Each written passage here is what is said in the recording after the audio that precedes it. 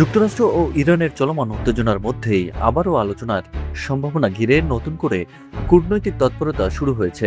তবে এই সম্ভাবনা যতটা আশা জাগাচ্ছে ততটাই তৈরি করছে অনিশ্চয়তা।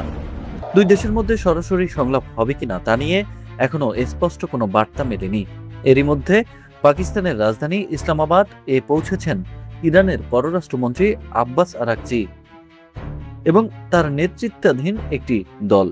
এদিকে ইসলামাবাদ কর্তৃপক্ষ জানিয়েছে সম্ভাব্য শান্তি আলোচনার লক্ষ্যই এই সফর। তবে এই ব্যাখ্যাকে পুরোপুরি নাকচ করেছে তেহরান। ইরানের পররাষ্ট্র মন্ত্রণালয়ের মুখপাত্র ইসমাইল বাগাই স্পষ্টভাবে জানিয়েছেন যুক্তরাষ্ট্রের সঙ্গে কোনো ধরনের বৈঠক পরিকল্পনা তাদের নেই।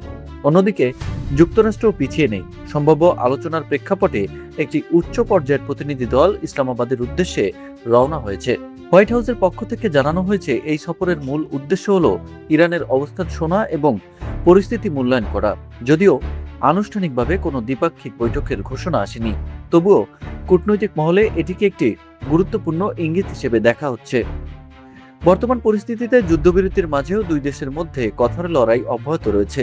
বিশেষ করে মার্কিন নৌ অবরোধ এখনো প্রত্যাহার না করায় উত্তেজনা কমার বদলে আরও জটিল হয়ে উঠেছে। সম্প্রতি একটি ইরানি জাহাজ মার্কিন অবরোধ অতিক্রম করে একটি বন্দরের দিকে অগ্রসর হলে সেটিকে আটক করেছে মার্কিন সেন্ট্রাল কমান্ড, যা পরিস্থিতিকে আরও সংবেদনশীল করে তুলেছে। বিশ্ব অর্থনীতিতে এর প্রভাব পড়তে শুরু করেছে। মধ্যপ্রাচ্যে অস্থিতিশীলতা বাড়ার সঙ্গে সঙ্গে জ্বালানি বাজারে অনিশ্চয়তা তৈরি হয়েছে, যা বৈশ্বিক অর্থনীতিকে চাপে ফেলেছে। এই প্রেক্ষাপটে সম্ভাব্য দ্বিতীয় দফা শান্তির আলোচনার দিকে তাকিয়ে আছে আন্তর্জাতিক সম্প্রদায়।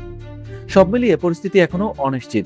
ইসলামাবাদে কূটনৈতিক তৎপরতা বাড়লেও বাস্তবে কোনো সমাধান আসবে কিনা তা নির্ভর করছে দুই দেশের রাজনৈতিক সদিচ্ছা ও কৌশলগত সিদ্ধান্তের উপর।